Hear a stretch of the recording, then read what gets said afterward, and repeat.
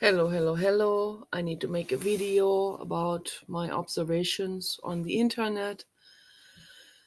It is very hard on my nerves and on my mind and on my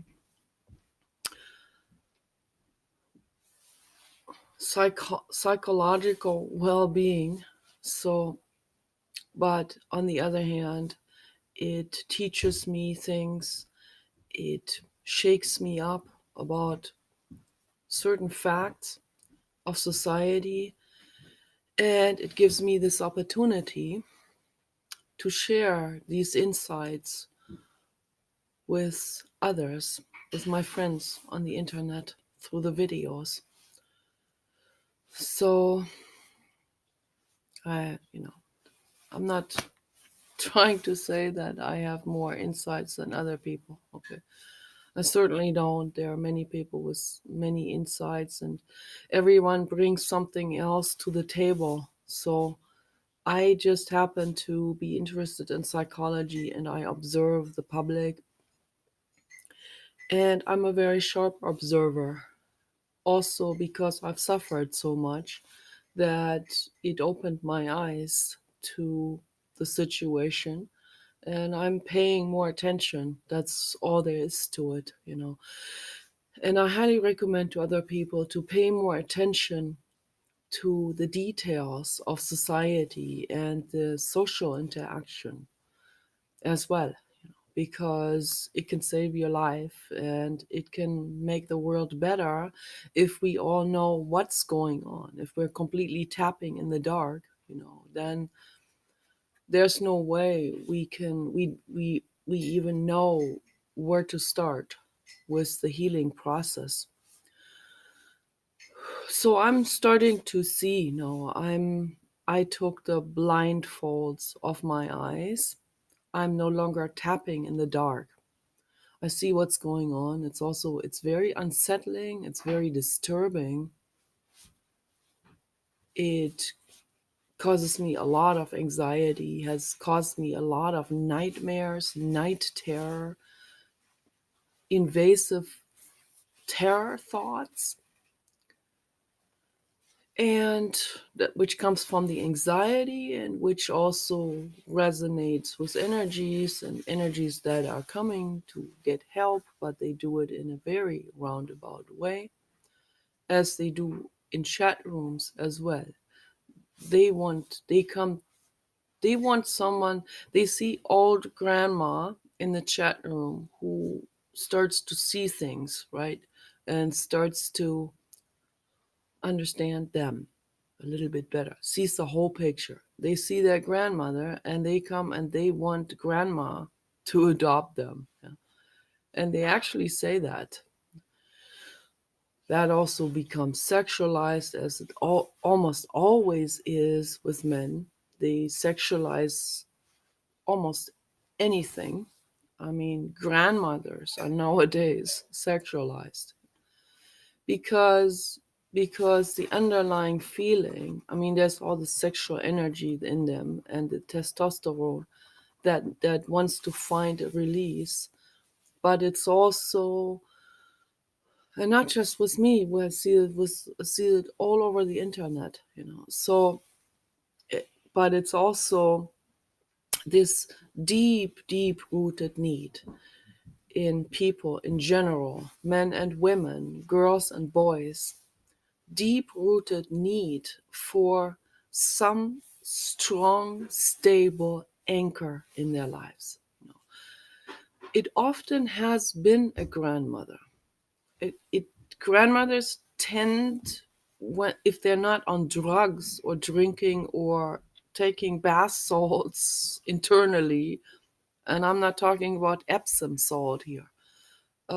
If they're not doing these substances, then they have a great chance of starting to see things, starting to take the veil off their faces, and starting to see things for what they are, becoming more protective, seeing their grandkids, feeling their grandkids more than they were able to feel their own children, the parents of their grandkids.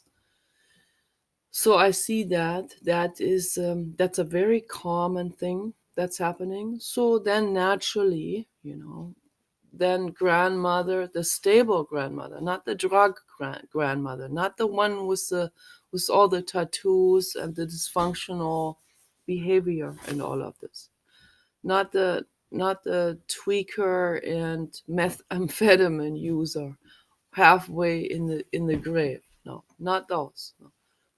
I told you I'm making a video. I said it at least 10 friggin' times. Okay, so I'm not gonna turn this off now. Sorry. I said it to you. I told you many, many, many times. If you forget, that's not my problem. So anyway, one can barely see you in the video, so it doesn't matter. It doesn't matter anyway. So I am.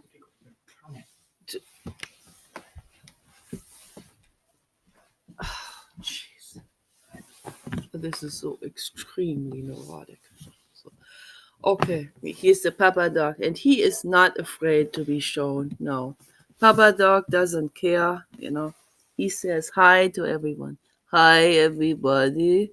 Yes, yes, I love you all. All, we're all equally precious. Yes, and valuable and loved by the infinite cosmos. Yes, that is what we are. Yes, sexy. So, so the stable grandmothers, the ones that are starting to see things and starting to recognize things, and they go like, "Oh God, I wish I had done better in the past. I didn't do this right with my daughter or son or whatever."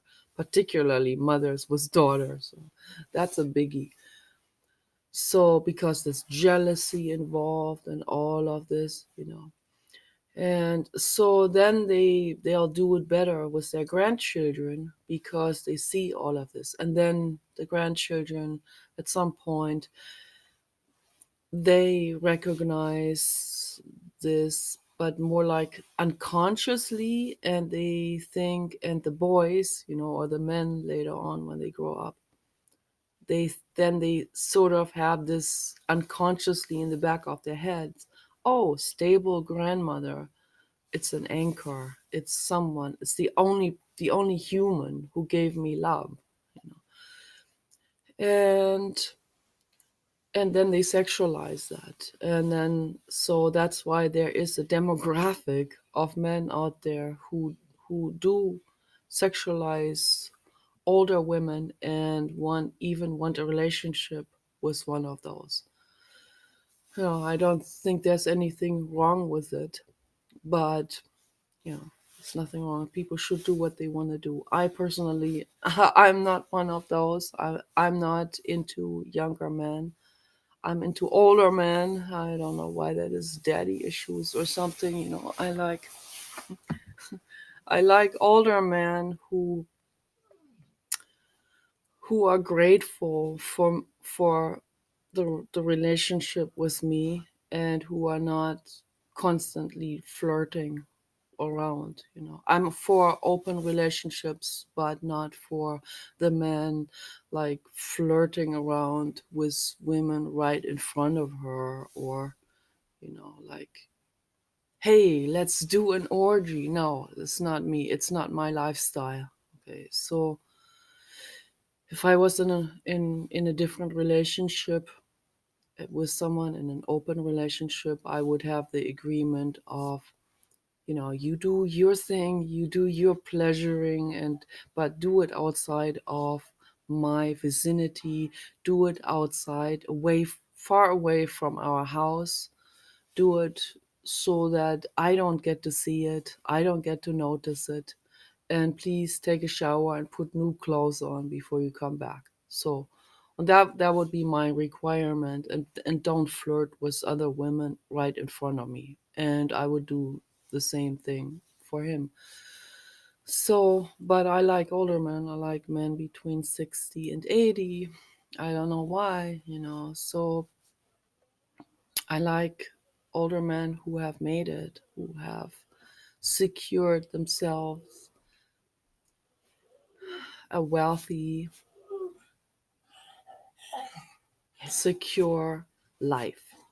So, and who can provide that for my dog and me. So with Paul, we made it together. We're making it together. We haven't made it yet, but we're making it together. So very, very slowly, very gradually, with a lot of sweat, with a lot of tears, a lot of crying, with a lot of work, but we're making it. We didn't start out with very much. So you can do it too, anyone, wherever you are in your life. If you live, if you live a life not based on, I'm not talking about morals or moral standards or like some kind of premise, like thou shalt not do this or this. No, this has to come from your guts, from the inside, from the bottom up. This is a bottom up processing. Okay, this has to come from complete, total inner understanding of how life has to be lived, and that any other way is not an option. Okay, you have to understand that alcohol, drugs, substances, shrooms, LSD, nicotine, pharma drugs, that this is not an option, or Vicodin, or any of these things, either under the counter or over the counter or street or whatever. It's not an option. Okay, absolutely not. And some of these substances, some of them come from plants, some might even be whole plant substances. Be careful, there are some toxic plants out there. Okay, and then there are some plants that are extremely medicinal. Okay, some are mildly medicinal. All plants have beneficial agents in it, but some have some agents in it that are also very, very dangerous. So you have to know what you get into. Okay? But study these things, and not all petrochemical stuff or not all artificial stuff is automatically dangerous or toxic or even in the long term. So, like artificial perfume substances, perfume molecules, they have been proven to be safe. I hope they tested them on people, on their own skin.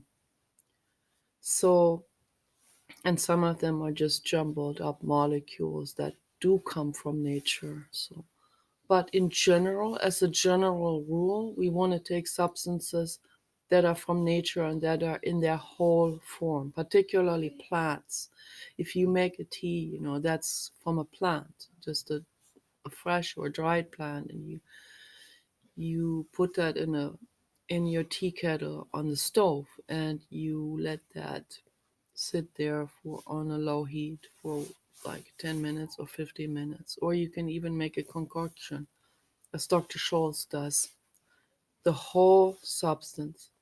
That's what's critical. Rudolf Steiner talks about this, the importance of taking whole plant substances from medicinal plants and from food plants. Very, very important that it's taken as in a whole form, that you buy whole wheat, whole grain flour, whole grain flour, not bleached, not with added vitamins, not with added this or that, not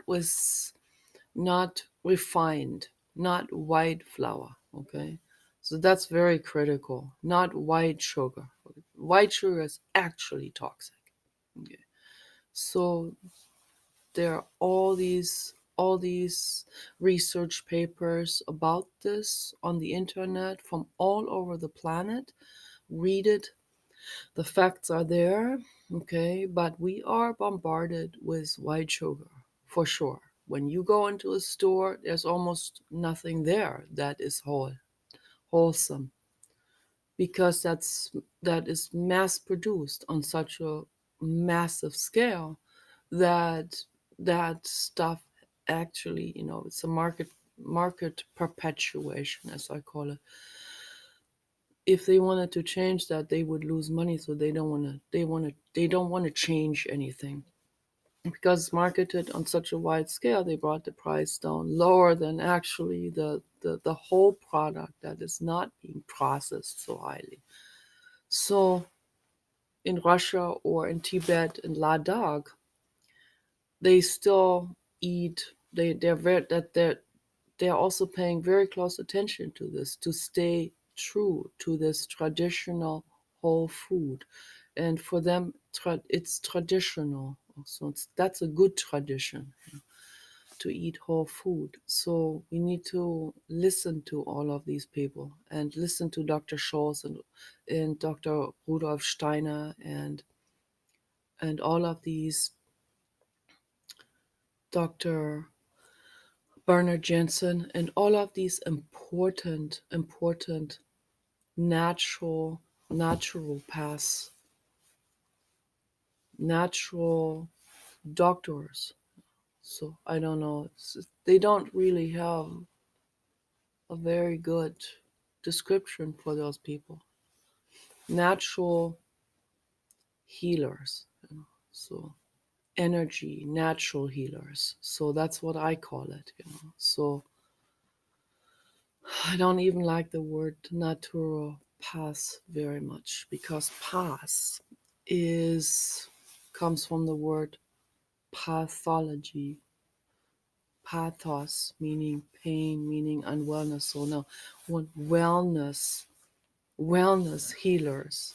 So healers that heal your wellness, that heal not not heal the illness. This is such a twisted language, but that heal wellness, that heal your body and mind, okay, and that really heal, and that really do curing, instead of just patching things up or adding something or modifying a certain chemical situation in the body, and not even allowing the body to fix its own chemical situation. So whole food, whole plants, plant medicine, whole minerals, mineral baths, Epsom salt, very important, sulfur, all of these natural things,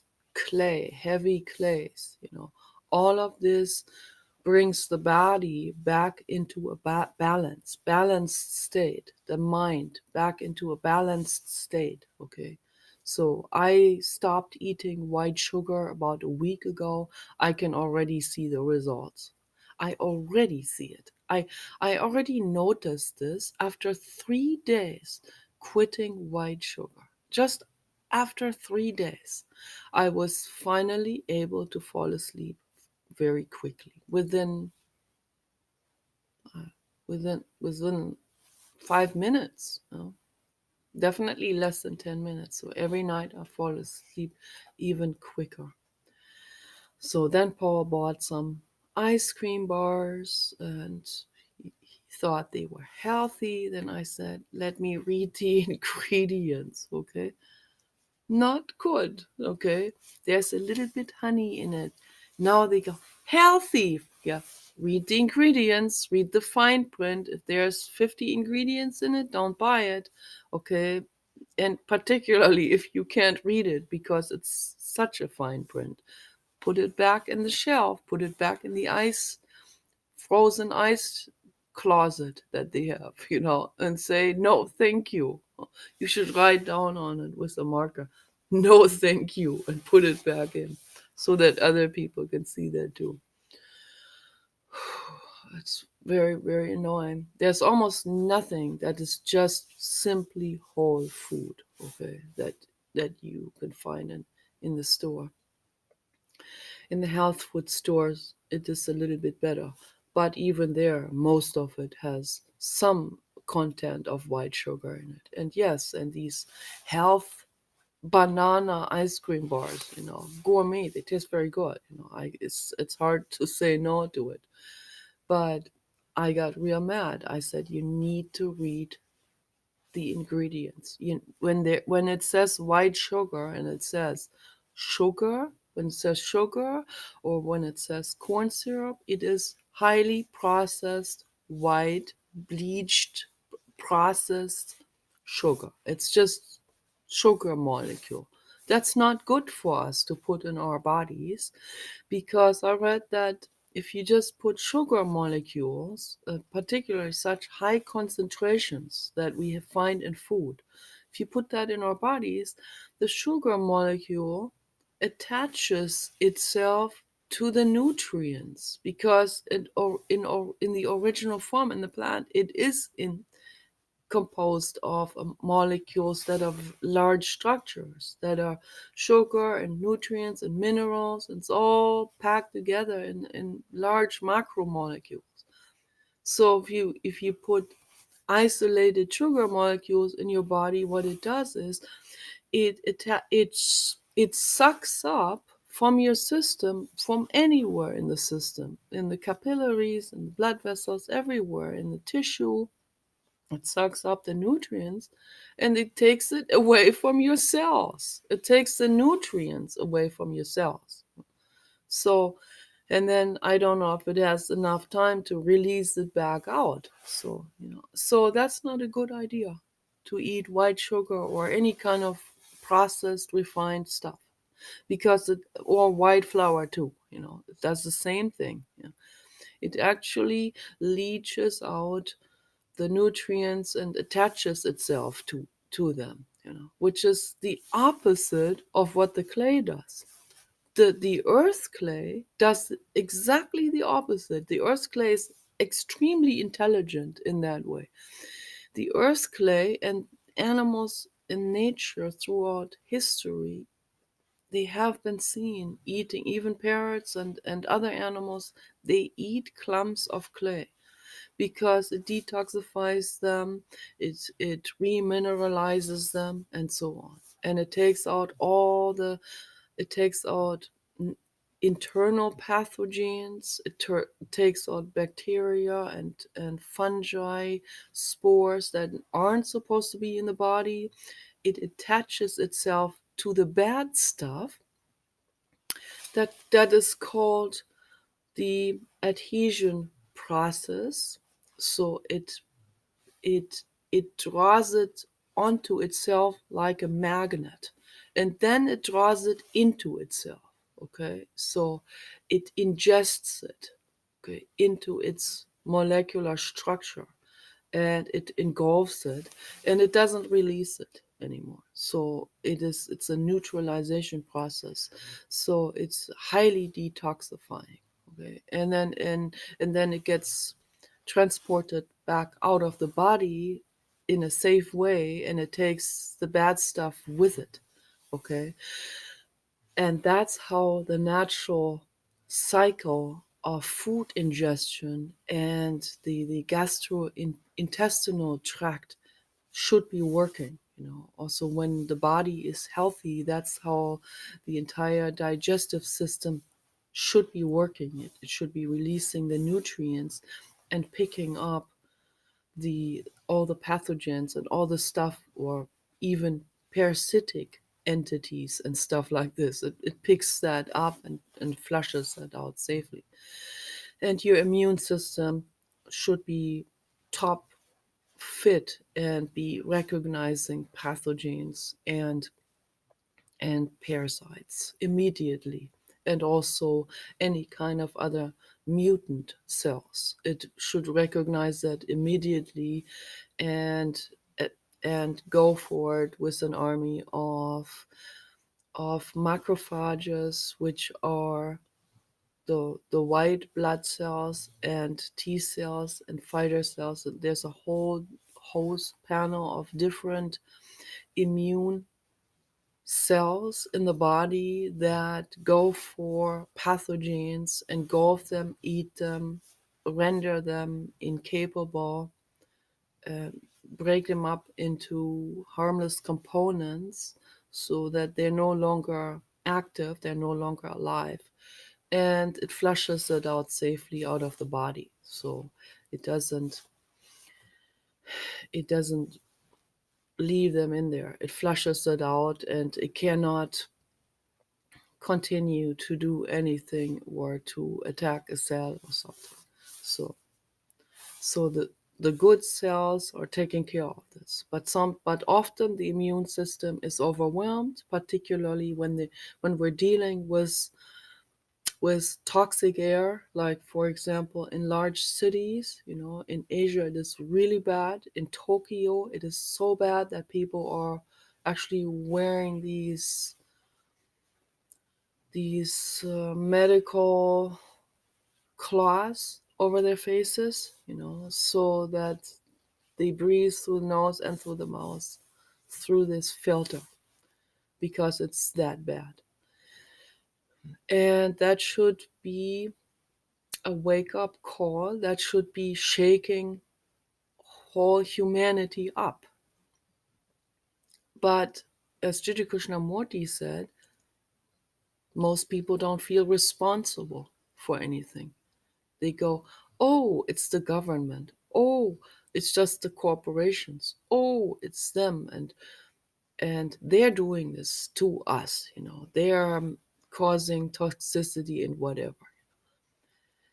And in reality, it is every single person adding to this in form of buying this very, very toxic muffler, muffle, or truck, or like burning rolling coal or whatever these people are buying. I mean, it is so incredibly insane. But it's not just the people that are go against environmentalism that want to make it extra toxic for themselves and others. It will nip them in the butt, for sure. It invites direct karma, or also on the long term. But every single person who buys a gasoline vehicle or a gasoline engine of some sort, even for a lawnmower. There's no need anymore to buy a gasoline operated lawnmower anymore. That is super mega loud and disquieting, to use my neighbor's term. So, but he's the one who's using the disquieting lawnmower, because I guess his minister told him that is the Christian way of living. Okay.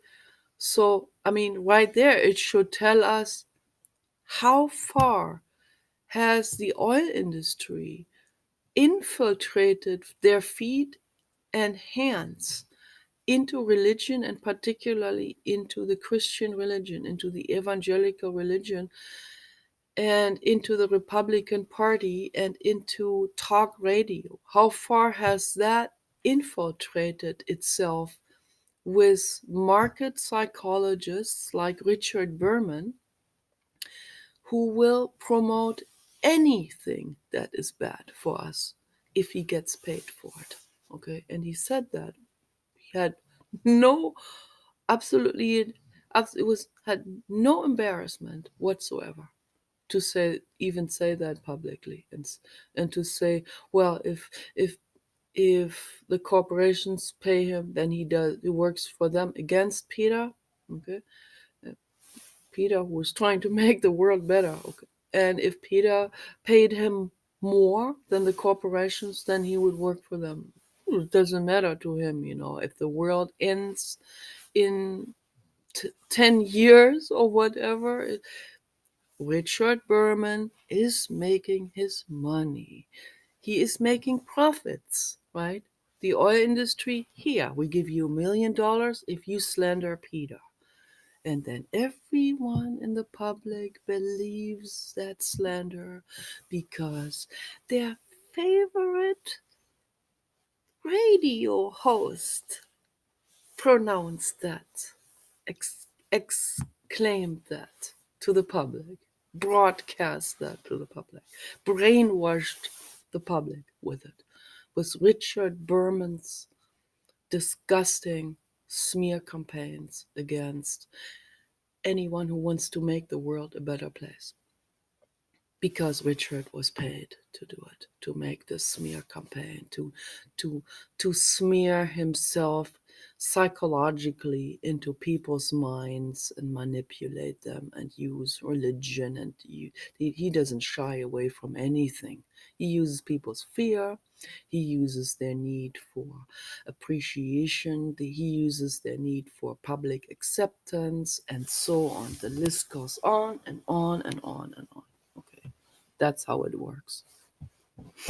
And I want people to know this, okay? I want people to become absolutely crystal clear about how this functions in psychology and in market psychology.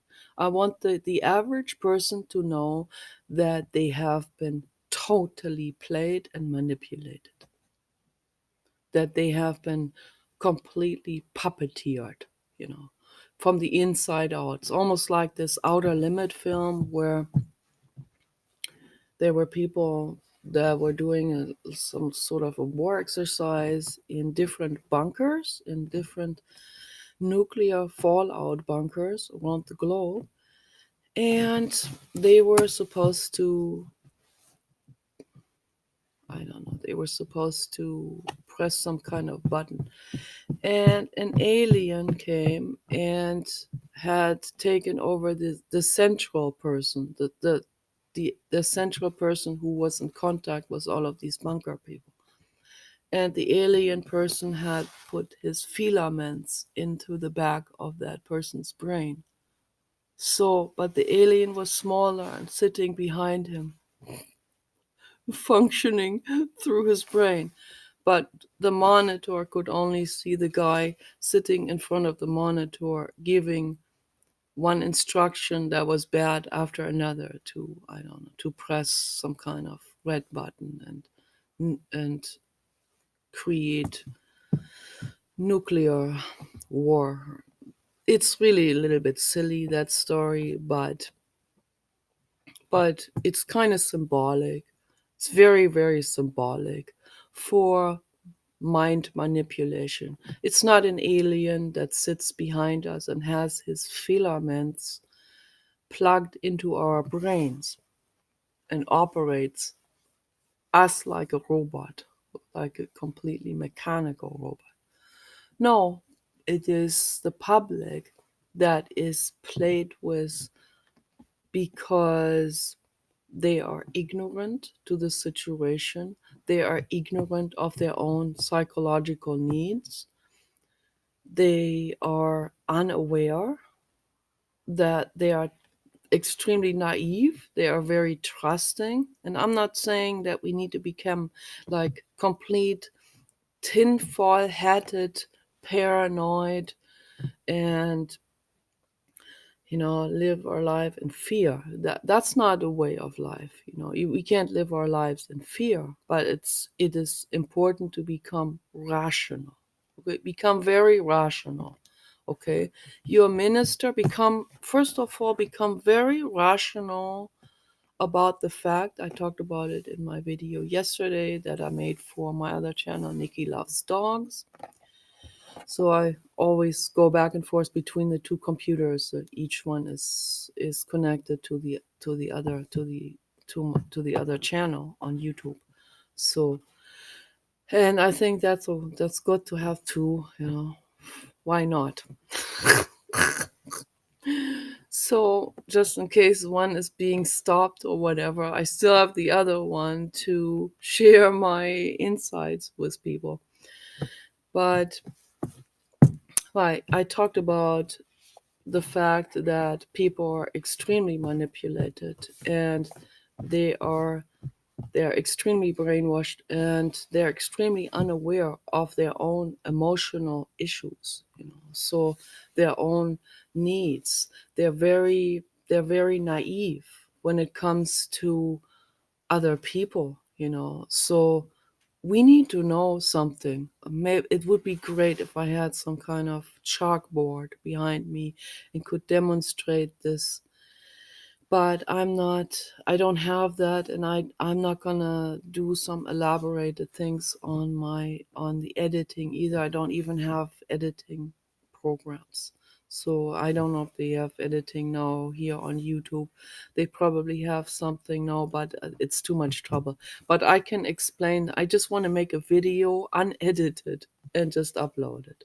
It already takes a lot of time because the video is an hour, then it will upload for also about an hour because we have extremely slow internet. Sometimes it cuts off.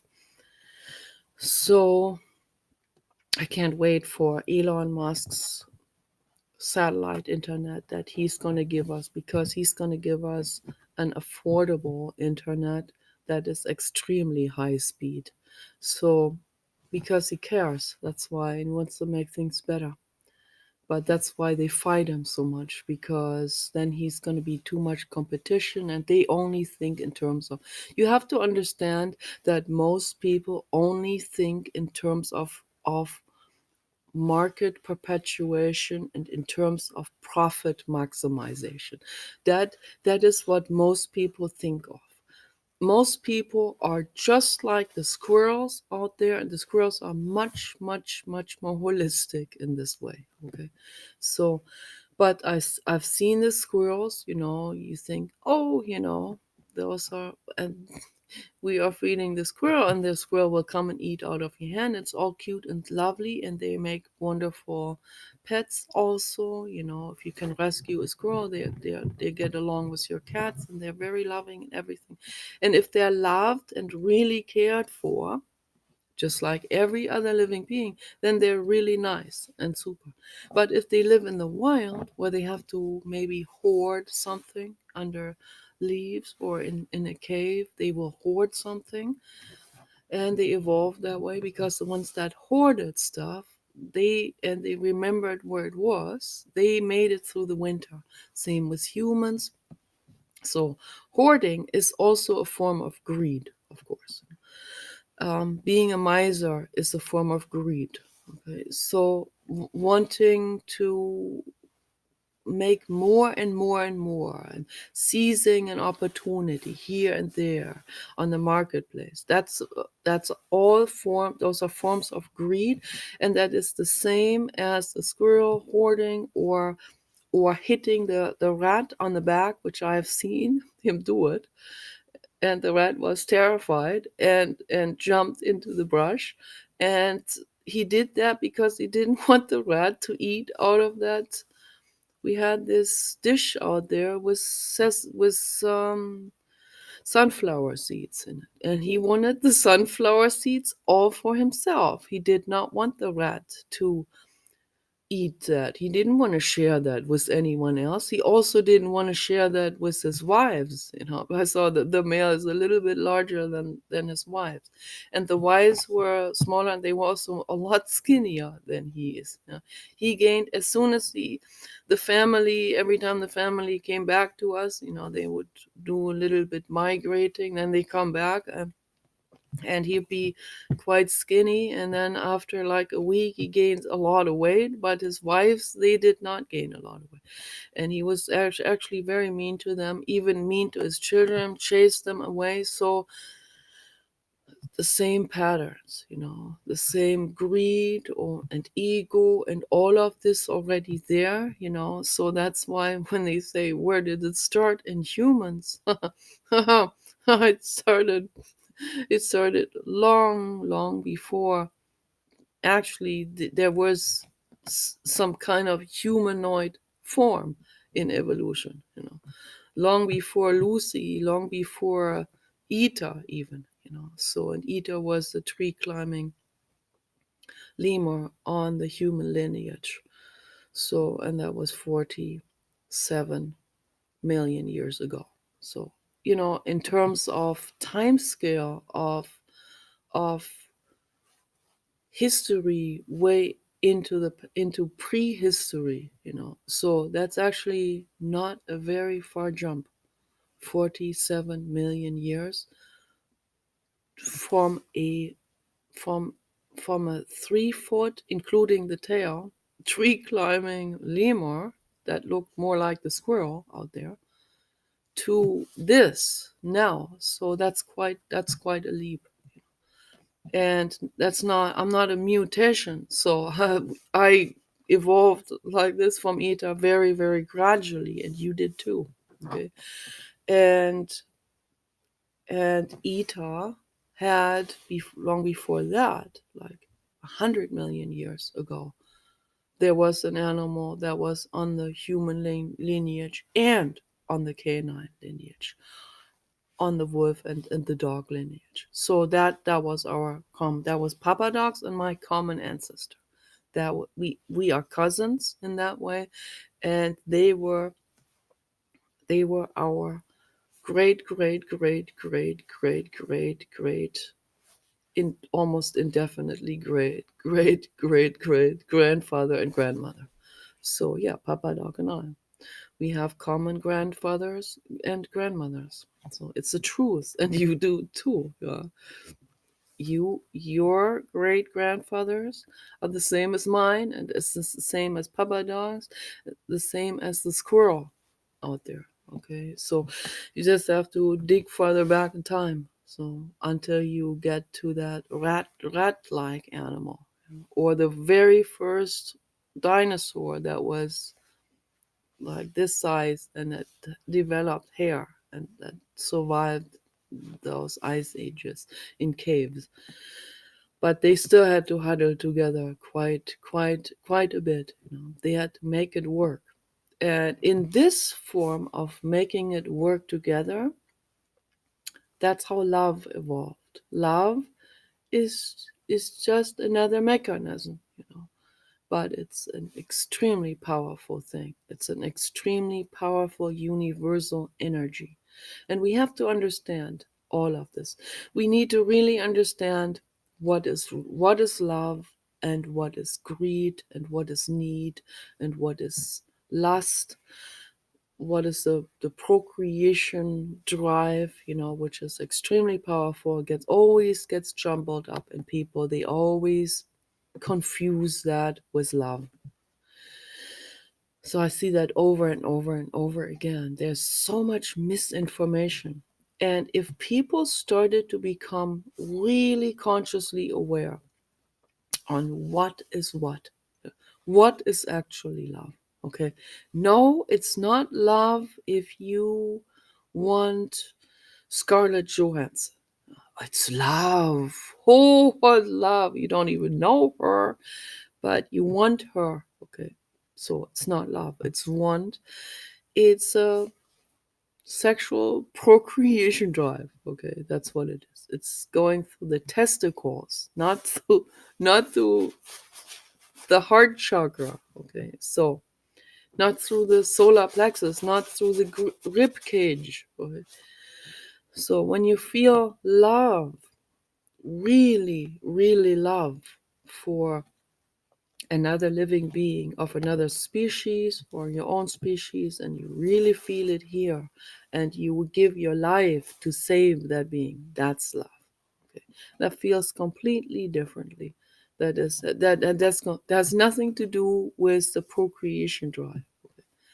So it would be nice if people have, when they have a procreation drive, they also have the love, yeah, next to it. So they have like it's a more wholesome dating, right? If you have procreation drive and you have compassion. I feel you.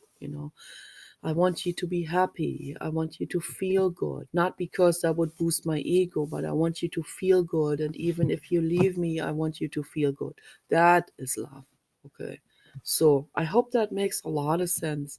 If we have that love, the compassion, and we have the procreation drive, hopefully using birth control, and we have this and as a duo, as a combination, then we have wholesome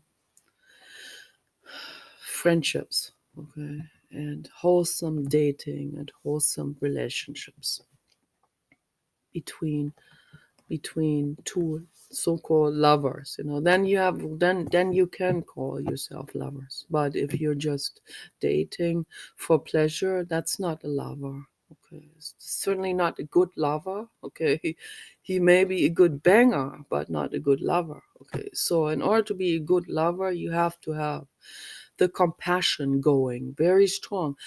And, I'm very happy that they found out that the brain has enormous plasticity. That means the brain is flexible and the brain has the ability, even if you are 50 years old and you have never felt love or compassion for another living being, you still have that ability to, and in some people it's more, in some people it's less. So, but I believe that everyone has at least a little teeny little bit ability to develop more compassion, to go more, to be able to get on the right path. Okay, so then that's all I want people to do. I want people to get on the right path, and never to say, oh, I don't have that, I have the warrior gene, which is a bad terminology, or I'm just or you think you're a psychopath and you can't. No. Okay, that's just one coping mechanism that you may have genetically. It's a coping mechanism. That's all it is. It's a it's a hideaway mechanism from pain. Okay, some people have a different coping mechanism. Some people become extra generous because, like Paul's mother, she gives everything away because she wants to be loved. That's also a coping mechanism, coping with pain. And that's genetic. Okay, so, but it's a coping mechanism, and you still have plasticity in the brain. And if you go into meditation, you can train that. You can train compassion. You can actually grow that compassion center, the amygdala. You can grow the amygdala and the hippocampus and the corpus callosum and all of these formations that are playing a part in the limbic system, in the middle of the brain, right in the middle of the brain, and that are also, of course, in a very complicated way connected to the brainstem and the neocortex and all the cortical regions, okay, for processing all of that information and making sense out of it and bringing it into context and understanding it cognitively. So, very important to train all of this. The cognitive function has got to be trained. Okay, this is very important. That's the most important thing there is. Okay, you have to train your prefrontal cortex. So you cannot be snapping at the drop of a hat because you interpreted someone's nose movement because they have the flu as dismissive of you. So that cannot continue. Okay, that's highly schizo, and we cannot continue like this. You have to understand that you need to use your prefrontal cortex and understand that things are not always about you, and they're not talking on the radio about you, and they're not sending you telepathic waves to mess you up or to muddy your drinking water or something. That's all psychotic. And some of this is actually a mass psychosis. So one person snowballing it into someone else, and then it snowballs into some kind of mass phobia. And I've seen all of this on the internet happening. We need to really come back to ground zero and understand. First of all, understand that we're all equally precious. We're all equally valuable. Everyone has their place. You are there. I am here. I'm not higher than you. You're not higher than me. I sit here on this couch. You sit there on that couch or your recliner, or you sit on the grass or wherever you are. Okay. And you could be rich, you could be poor, whatever skin color you have, whatever ethnicity, whatever traditional background and brainwashing and whatever you have experienced in your life, whoever we are, whatever species we are, okay, we're all equally precious and we all equally evolved in the same way. We evolved on this planet. This is our mother, this planet. Let's treat our mother very good. We need to understand this, okay? And if everyone started to get in onto this, the right path, as the noble path, but it's not religious, as I said in my video yesterday. It's not Buddhist. It's not Hindu. It's not this or that, okay? And it's not religious, okay? The Buddha didn't intend to make a religion. He's a philosopher. He wanted to share his wisdom, his knowledge, his insights with the world, okay? And he said it is absolutely vital that we bring our mind back to ground zero, which means we need to quiet our minds, okay? So it's almost an hour now. I don't want to talk too long. Quiet your minds, go into meditation. And if you do this, and if more and more people do this, then the corporations and the corporate agenda and Richard Berman and all of these, the greedy people and the talk show hosts and the radio host and Glenn Beck, etc., etc., etc. Okay, then they don't have that manipulation grip on you anymore, because once you see things, once you understand how your mind works and other minds work and how greedy most people are, because we are animals, okay? As there's only a tiny percentage of people that are altruistic, okay, that are not hitting the rat on the back to chase her out of the tray that has the sunflower seeds in it, you know. And in it, I mean, it's now in a symbolic way. So, or chase someone out of a getting the position as the physician hired by the hospital, or whatever it is that people want someone else out of the picture, or they want Elon Musk out of the picture. Why do you think he's so slandered? Okay, because he's doing the right things. Okay, he wants to make the world better. That's why he's slandered. Understand this. Okay, don't go by, oh, they all talk like this, that's, it must be the, that must be good, it's the norm, it must be good.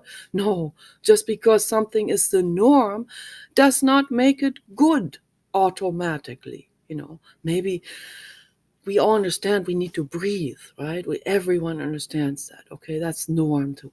But that's a clarity here, right? And there we are clear on it. But when someone says you have to look like Kim Kardashian to be recognized as a woman, you know, that goes a little bit sideways, okay? Because not every woman wants to look like Kim Kardashian or any other, or Marilyn Monroe or any other person. You know, that's why some of the female actors, the ones with the stronger minds, cut their hair off, you know, and some of them even shaved their hair, like Britney Spears, because she was sick and tired of this stereotyping of her. You know, it's like, hey, I'm a living being. I shaved my hair off. Can you see me now? Can you see that I'm a living being and not just this desired photo model chick, a singer? You know, so then other people, they will do the opposite and they will implant basketballs into their bodies to be more desired. So that's sick, is that, you know. And then other people will imitate that. There's a real bad role modeling to do this, you know. The right role modeling is, like, for example, Anna Bay. She's a Swedish motivational speaker, and I love her very much. You know, she would never put breast implants or butt implants into her body. Okay. And she tries to empower women in a way to respect themselves, So, and she does it through, have to use the incentive of, I am making something out of my life. I don't wanna live in this misery anymore. I want to make something out of I want to become elegant. Everyone wants to become elegant, and everyone wants to be respected. So she is on on that medium. Okay, so I don't agree with everything. I don't agree with everything with anyone. Okay, there's not one person on this planet that I agree with 100%, and that's not necessary. We shouldn't have to. But what I agree with her on is that we need to love ourselves the way we are, and she's not 100% on that on that stream that she teaches herself, because she had no surgery done.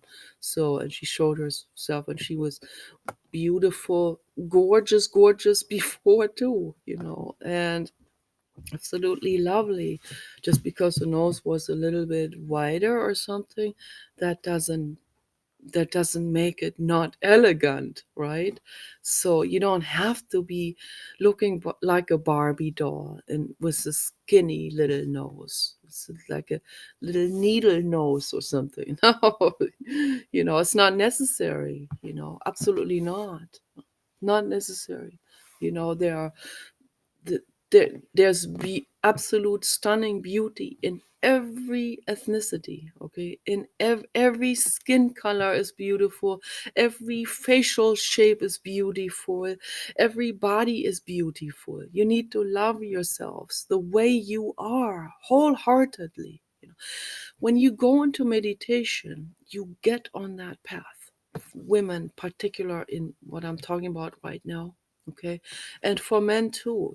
Go into meditation. You don't need to be like this or that guy, or like your dad told you to be, or be brutal like this. Stay brutal is red bar across.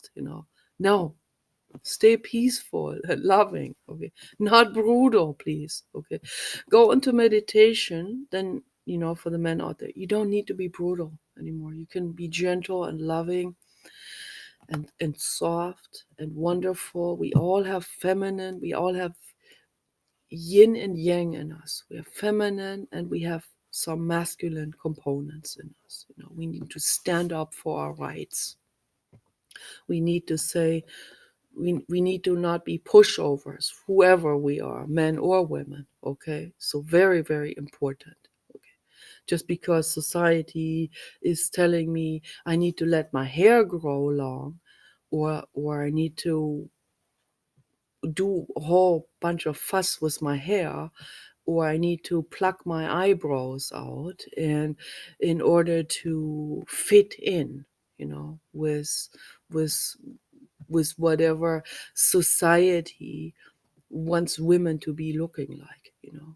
The more they the more they tell me to do this, the more they bully me around, the more I go in reverse. The more I wear carpenter clothes, the more I cut my hair. It's just this just who I am.